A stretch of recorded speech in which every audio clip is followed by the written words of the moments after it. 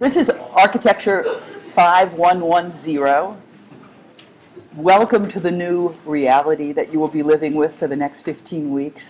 8 o'clock in the morning in the journalism building. You guys should already be proud of yourselves for finding the room. It took me a while to do that. And you should also be proud of yourselves for getting up so early. It's going to keep happening again and again. Soon the weather will be terrible. Soon there'll be snow or driving rain, or you'll be really tired, but you'll still be coming here at 8 o'clock in the morning. It's exciting, very exciting. Does everybody have a syllabus?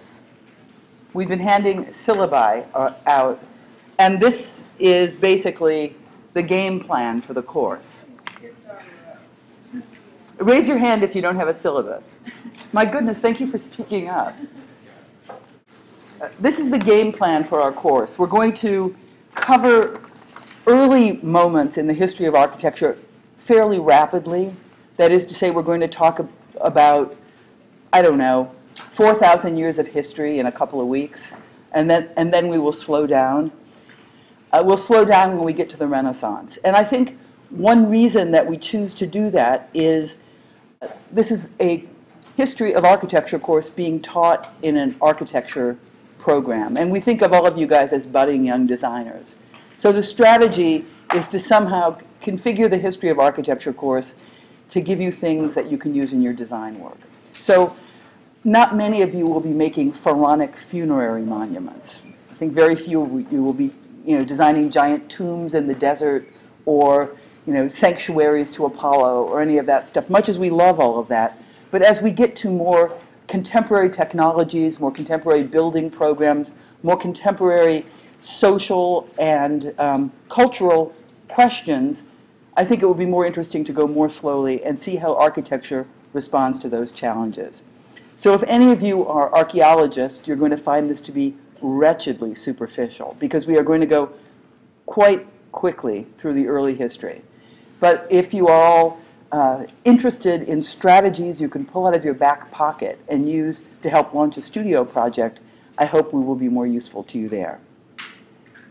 So historically, and by historically I mean last year, we were on quarters.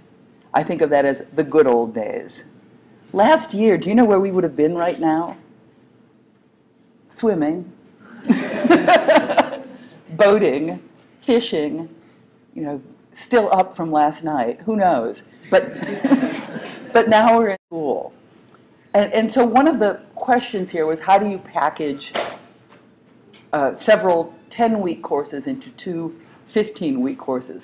10 plus 10 plus 10 equals 15 plus 15. Personally, I can't do the math. It's just too challenging. But one thing I decided to do, at least for the short term, and I think it's not a bad idea, is simply give you 3 tests. Instead of giving you one big test that tests 15 weeks worth of knowledge, a final exam, to give you a series of tests after each 5 weeks, more or less, of material. So in a sense, we're conserving the memory of the old quarter system by giving you something like a midterm, a final, and a midterm. The good news about that is that there is no real final exam. And so the final exam, I think, would have happened on something like the 12th of December, and we're not doing that. We're just going to get out of here earlier and have a more lovely life because of that. So I'd like to introduce to you a number of people. One of them is me. Hello. My office is not in the journalism building. It's in Knowlton Hall, 226. And I'm often there, and if I'm there, I'm happy to talk to you. I'm going to try to always be there on Thursdays between 9 and 11, that is to say, right after class. So if you have some questions about a homework assignment or just you have a problem that you need to discuss, please come and talk to me. Additionally, we have a distinguished cast of teaching assistants, and they're always going to be in the building. They do not sleep. They're up in the graduate studios, and they will be available if you have some questions about what to do, or if you need to, I don't know, have a friend who's a little bit older and wiser. They're there for you. So I'm going to ask you guys to make your presence visible. So the first one we have here is Jana Grindblatt. Yay. Big round of applause. Make her feel welcome. Brian Peterson. Show him contempt. Oh, good. Make him feel welcome, too. Let's. No, sorry, Brian. My earlier instructions were followed. Justin Turley, over here. And Natalie Snyder. Yes, also clap for Natalie. These people will be leading recitation sections, and they will be doing grading, and they will be basically, co-teaching in many ways. As I mentioned before, there will be all kinds of different things that will be asked of you throughout the quarter. One thing will be these 3 tests, each of which will happen roughly 5 weeks into the quarter. And they will be more or less focused on the material from that chunk of the course. However, you might be asked to refer to things that happened in earlier quarters. So the ambition is not to have you forget everything that you learned in the first 5 weeks when you enter the second 5 weeks, but to have specific attention to the new material.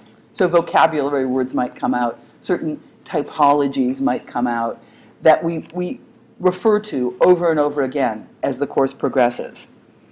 There will also be 2 papers that you will be doing. And the papers are in part, well, let's say for the most part, the papers will be formal analyses developed through diagrammatic analysis.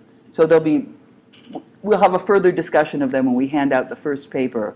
But there will be a lot of personal responsibility to look carefully at the building, to understand, how is it organized? How does it relate to its site? How does its technology drive the solution? How does it relate to precedents, buildings that came before it? How does it advance the discourse, and so forth? We're also going to have quizzes, and there will be quizzes during most of the recitations. So one way the recitations will be organized is that you'll have a little quiz, not a long quiz. It might take the first 20 minutes of the recitation, and the rest of the recitation might involve a discussion of that quiz, or a discussion of how to do the papers, or a review of certain techniques like building analysis and diagramming and so forth. The reason the questions are on the quizzes is that I think they're important. There'll be a lot of vocabulary words on the quiz, because architecture has a very specific vocabulary. So if you're trying to discuss architecture, you better know the words that describe architecture. So if I find concepts, vocabulary words that I really want you to know, they'll probably happen on the quiz, and they might happen again on the test. So the quizzes become a good tool for studying for the test. There's also 50 points for participation, which is really exciting also. Everything about this course is really exciting. So I hope you're all as really excited as I am about this chance to get together at 8 o'clock in the morning on the 3rd floor of the journalism building. Let me say, we're going to do one thing slightly different this year, and I think it's something that's going to help you a lot. Well, we're going to try to make movies. You saw Justin fiddling around with his computer. What he was doing, I think, there's really no way that I know, but I think what he was doing was launching QuickTime to capture the images and the talking so that we can then post it and you guys will be able to go over the material again. Not that this lecture is very interesting, by the way. If any of you have to watch this one again, God help you. But I think as we get into more difficult vocabulary, or we rattle through a lot of buildings during a given talk, you might want to have the opportunity to do this. In spite of all that, people will, I predict, do kind of horribly at the beginning. There tends to be a kind of, I don't know, crash and burn on the first test because you guys think it's going to be easy. In fact, it's going to be really hard.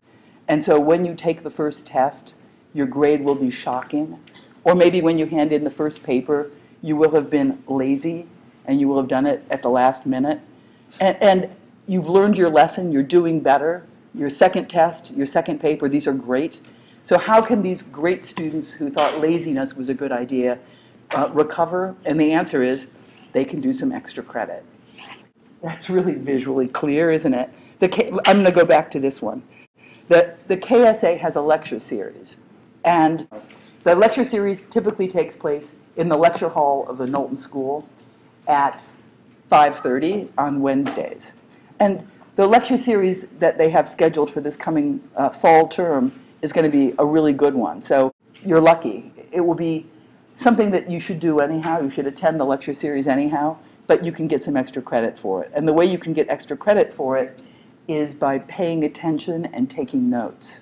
So we want you to take notes during the lecture and hand in Xeroxes of your notes. Additionally, type up a critical response to the lecture. And for example, you might say, the main points of this lecture dealt with how to build in a desert, for example. How to build in a desert when your client wants eternal life and a tomb shaped like a pyramid. And then you might say, a problem with this project is you need 50,000 slaves in order to do it, and that's just not feasible. Or a problem with this project is that it bankrupts the nation and people starve, or something like that. Or you might even say the way the lecture was delivered was incoherent. He was talking about one thing, he was showing images about another. But what you want to do is try to identify what the main ideas were and then respond. And the response could be, this was the best thing I've heard. It's changed my idea about how to build in the desert. Or it might be a political take, it might be a aesthetic take, whatever you want. So we want you there. We want you to plug into the discourse of architecture. We want you to begin to self-identify as cool people. Eventually, we want you to get rid of your baseball caps and buy berets, because then you'll really look fancy, like artists. But for the time being, I understand you're comfortable with your baseball caps. But go to the lecture series, and that too is going to help you a lot when you go to your desk and you look at a blank piece of paper and you have to conceptualize something. Because quite a lot of what happens in studio is thinking. I mean, you might think, well, my ability to, I don't know, render drawings isn't so good. I don't know how I'll ever progress. But if you can think, if you can conceptualize, if you can get a good idea, your skills will follow. So I really believe that history class, and with history class, the lecture series, will sharpen your thinking skills. They'll give you access to what counts as good architectural ideas. And with that information, you can move forward. So you might think that courses like architectural history are just support classes and they're just filling up your mornings in an uncomfortable way. But in fact, this is stuff you can steal. Why wouldn't you be paying attention? You will be desperately trying to think of a good idea, and then you will realize that there is nothing new under the sun. Every good idea has already been deployed. All you have to do is find one and transform it and make it specific to the project at hand, and that's where history comes in. So this is your lucky day. We have a bunch of books required for this course because the course covers a long span of architectural history. There is this kind of main book that we have, and it's mostly a picture book, I have to say. The text is because it covers everything everywhere in the world from the beginning of time to the present. It doesn't dig too deeply into these topics, but it has a lot of good illustrations, and it frequently changes its title. So the second edition was called A World History of Architecture. The first edition had a different title still. The third edition is called Buildings Across Time. Any of those would be fine. The reason we've selected this textbook instead of some others that maybe are a little bit more nuanced in their reading of history is that this one has a few chapters on non-Western architecture, and we're going to try to give you some instruction on non-Western architecture as well as Western architecture, because the world is increasingly flat and you're going to be dealing with cultures other than European culture and American culture in your careers, so why not become conversant with them now? Any questions yet? The next books, I think, are more fun to read because they're written with a really strong point of view. Architectural Principles in the Age of Humanism is by Rudolf Wittgauer. And it really is a kind of watershed book. It marks, I think, the first moment where an architectural historian began to look at architecture in a way that is specifically interesting to architects and not art historians. So if an art historian were talking about Palladio, let's say, there might be a lot of this kind of archaeological stuff. The bricks were manufactured with mud from the Po River and baked at 500 degrees Fahrenheit for 30 days, carted along the old Appian Way to their building site and constructed. And you're just reading this and you think, oh my God, I don't care about this. Why am I reading this?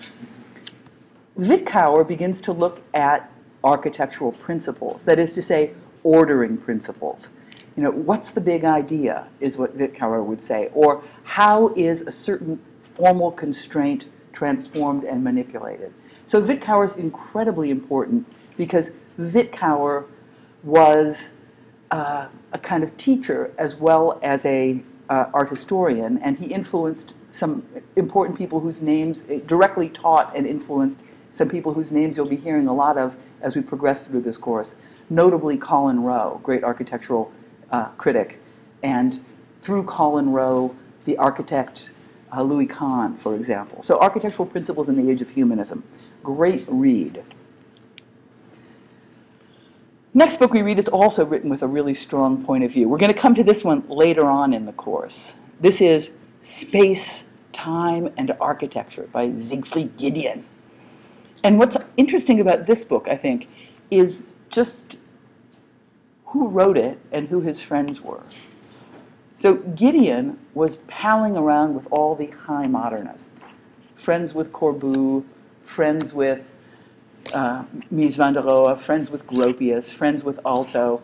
And so he's, knocking back vodka and saying, Aalto, I really like the way you respond to landscape. Keep pushing that. That's a great idea. Or Corb, this mechanical metaphor that you're using, great idea. Keep pushing it. And so when you read this book, you're not simply reading a kind of overview of a history that's been written, but you're reading a polemic that forces the history to write itself in many ways. And so Giedion goes back to the Baroque period. And so we'll be reading this throughout this course, and we'll be reading a little bit of it also next quarter. He looks at the Baroque period as a moment when architecture started to be really about space, stopped being about the edges of a building and more about the play of space, which for Giedion is the modern condition of architecture. So it's a great book. That one is so much fun to read. And then we have two more books. And again, these two books will come in toward the end of the course. And they are Barry Bergdahl's European Architecture, 1750 to 1890. This is a beautiful book. It's really smart. It's really, really well written. And again, it's about the ideas that drive architecture. It's about how architecture situates itself in the complexities of a kind of cultural context, and not simply, this is a building, this is a building, this is a building.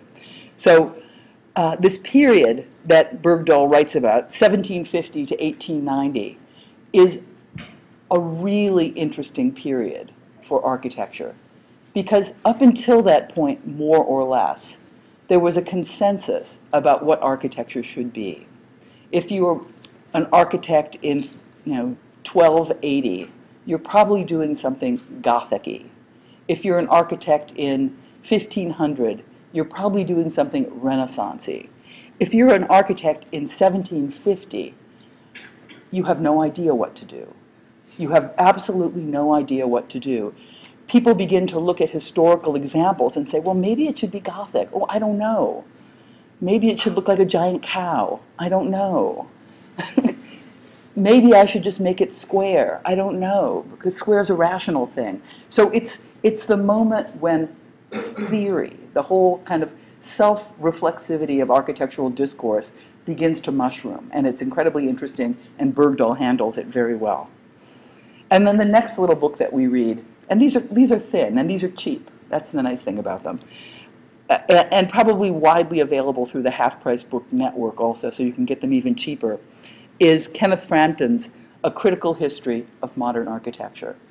And he just picks different avant-gardes and talks about them for a while, looking at the early 20th century and moving forward. And what's interesting about this is that he recognizes that 20th century architecture is not so unified as you might think, and it has to do with all these different movements that are driven by national conditions. This is what's happening in Germany, this is what's happening in England, or technological conditions, or certain attitudes about style. So these are great readings. You're so lucky. And we might put a few more readings, a few more important essays on the Carmen website, and perhaps eventually on iTunes University. So for the rest of this class period, we're going to talk about a few buildings, and we're going to talk about a few ways to think about buildings before we launch into a kind of historical narrative that is continuous. We're going to talk about basic organizations, certain terms that you can have that make it possible for you to discuss a lot of different formal organizations in ways that are meaningful. For example, this little drawing is by the Swiss artist Paul Klee, and he's talking about something that is true. It's a Pythagorean progression, and it's the relationship between different geometrical conditions. The idea of point. If you drag a point in space, what do you get? A line. If you drag a line in space, you get lots of little points marching forward. What do you get? A plane. If you take the plane and you take the field of points on the plane and you translate them vertically, what do you get? A volume. So in this little drawing, Paul Klee is more or less identifying everything you need to know about architecture and form. Of course, how you use these terms is up to you. But point gives you the idea of center, which is kind of nice. It's a little thing. The world can be organized around it. And curiously enough, volume or object at a different scale gives you the idea of center. Things can be organized around it. So it seems like there are two fundamentally different conditions that we have here. One might be center, and the other one might be edge or datum. So we see the line here, and the line is less a thing in itself than a reference. We can say, this is at the beginning of the line, this is at the end of the line. This is under the line, this is over the line. So the line could be understood as a datum. And datum is like a neutral reference plane against which difference can be registered. Using the concept of datum, how does the table help us understand where my cup is? Young man, what's your name? Harrison Bolton. Harrison, how does this table help us understand where my cup is? Okay, he's way more specific than I would have been, but absolutely right. He's noticing that this is not a simple plane, which would have been good enough, but that it's a plane that's been articulated by a series of points. So he's using the 6 points, the screws that attach it, and the surface to begin to say it's on top and it's in that corner relative to one of these points. What's your name? Jacqueline. Jacqueline, beautiful name. Where's my cup now? I go below the plane. Below the plane. This girl knows things. Good. We could keep going on this, but I think we got the idea. And that's useful. But another way to think about line is as axis. An axis is a kind of organization that begins to allow things to unfold from side to side in various ways. This is not much of an axis, but there's some kind of axial relationship between where I'm standing and the stairs. And the fact that the stairs, this major circulation path, and me are organized axially gives hierarchy to the room. I'm so much more important than people who are not organized on the axis. Sorry, that's just the way it is. And so forth. So we have all of these conditions of center, edge, axis, plane, object, datum, figure, field, and that they're all interrelated through translation, dragging, or transformation. So these are some basic organizations that we can look at. And we're starting with something as elemental as a square. And in a sense, we're picking up on what Harrison was saying about how a square table here can be understood as something that is articulated. And by articulated, I mean broken into related elements. Here we have a 4-square grid. And that's kind of a no-brainer, right? You take a square, and one of the properties of the square is that it replicates its own form, square, square, square, square, at different scales. And at the same time, we get some of these other elements like center or perimeter. We could also get the same thing going with a 9-square grid, where the center, instead of being a point, becomes a plane or a cell. So that's kind of interesting ways of finding an organization that configures center in different ways.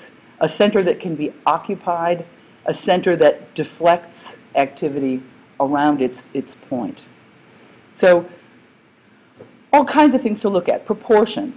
I have the letter A here and the letter A here. Sometimes when we're studying proportion, it's kind of silly to measure the thing and say this is 1.35 inches, and the other dimension is also 1.35 inches. We just might find relationships and say this is the same as this. This is A. And if I was looking at this and I called this short dimension of the 4-square grid A, what would I call the long dimension of the 4-square grid? 2A, great.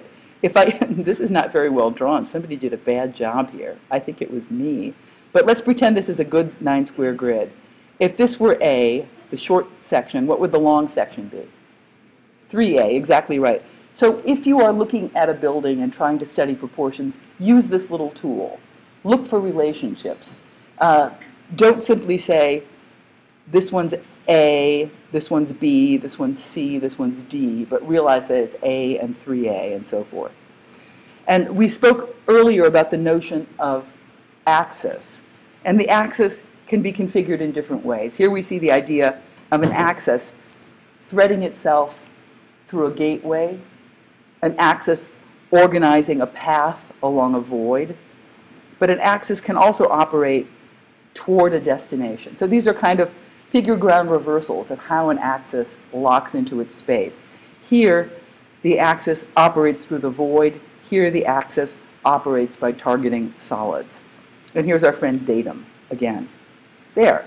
Now we know everything that has to do with architecture. And we can begin to talk about incredibly old buildings. For example, this is Stonehenge on the Salisbury Plain in England. Druids built it a long time ago. It seems to be some kind of calendar. It seems to be unbelievably difficult to make. I mean, you look at this thing and you think, how was it possible, A, to bring these giant slabs of stone there, B, to lift them so high that you could begin to span with the giant chunk of stone? And people still speculate on these questions. There is no absolute answer as to how it happened. But what we're going to do right now is not even ask those questions, but instead look at how this thing is organized. And if we look at it, a lot of the words we were talking about on our earlier discussion come into play here again. That is to say, there's a really clear idea of center, there's a really clear idea of perimeter, and those distinctions alone begin to set up a lot of hierarchical distinctions. For example, if you had to find the most important spot in Stonehenge, where would that be? Guy with the eagle on his shirt. What do you think? The center. Why do you think that?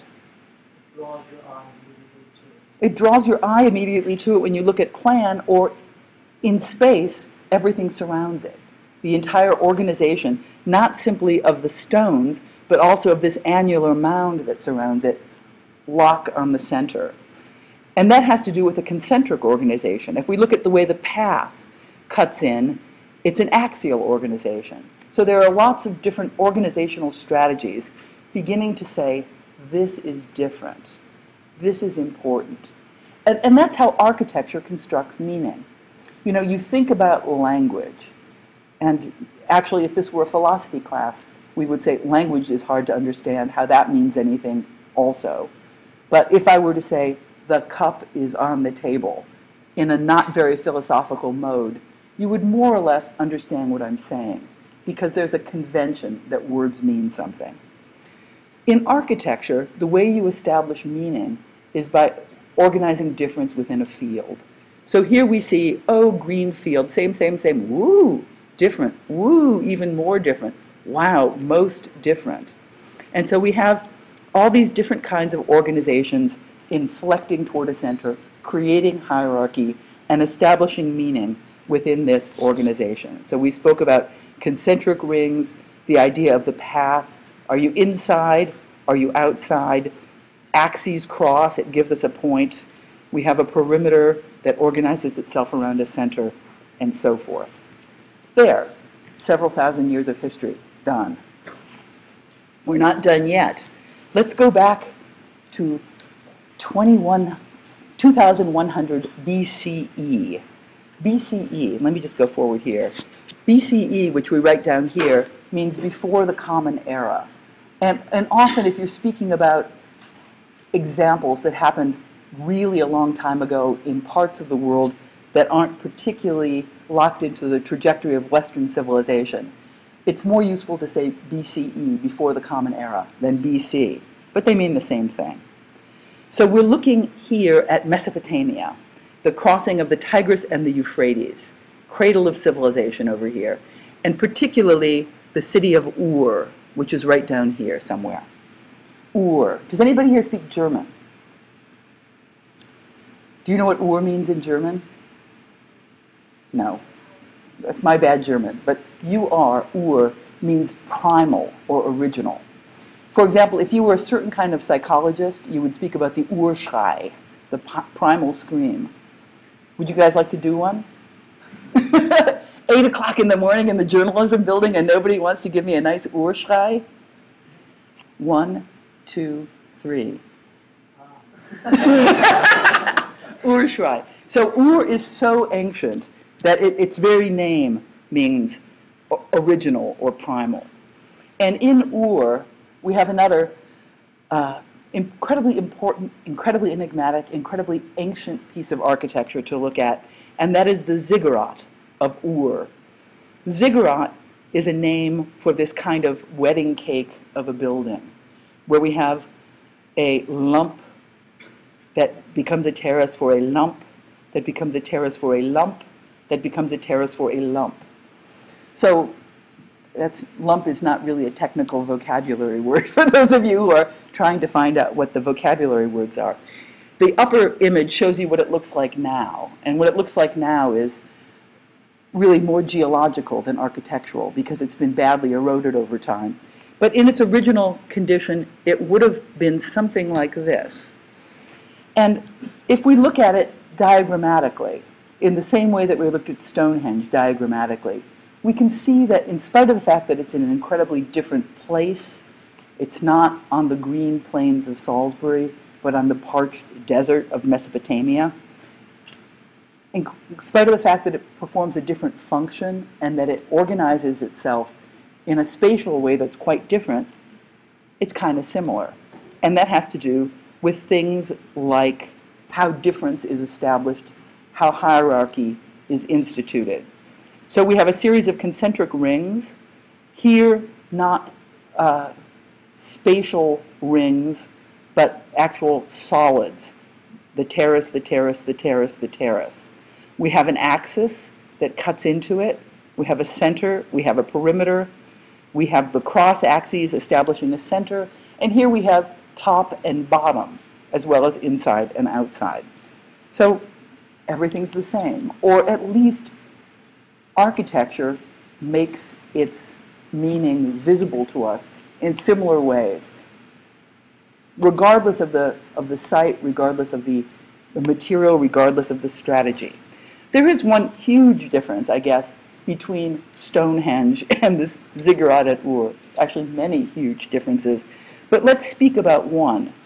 And that has to do with the idea of the solid rather than the idea of the void. That's fundamental to the way we understand architecture. For example, this is a plan of the ziggurat precinct at Ur. And it's a strange-looking plan. For those of you who are used to looking at plans, we see here a black lump of stuff. If you look at the perimeter, that looks like a plan. That looks like a series of walls with doors and rooms. This is just a solid lump of stuff. And there is a word that we can use to describe solid, or an architecture that makes itself visible through its solidity, through its mass, through its density. And that word is haptic. Haptic has to do with something that's primarily available to the sense of touch, that you can't walk through it, you walk around it. It's a space-displacing object. It is a presence rather than a occupiable territory. And so if we make a comparison between these are comparisons that have never been made before, by the way, because we're going so fast. But if we make a comparison between the ziggurat at Ur and Stonehenge, we begin to see two different ways that architecture organizes itself through its material. We see the haptic at Ur, and at Stonehenge, we see the optic. And optic, we'll go back to that in a moment. Optic is a term that was introduced by an art historian called Alois Riegel, a 19th century, early 20th century art historian.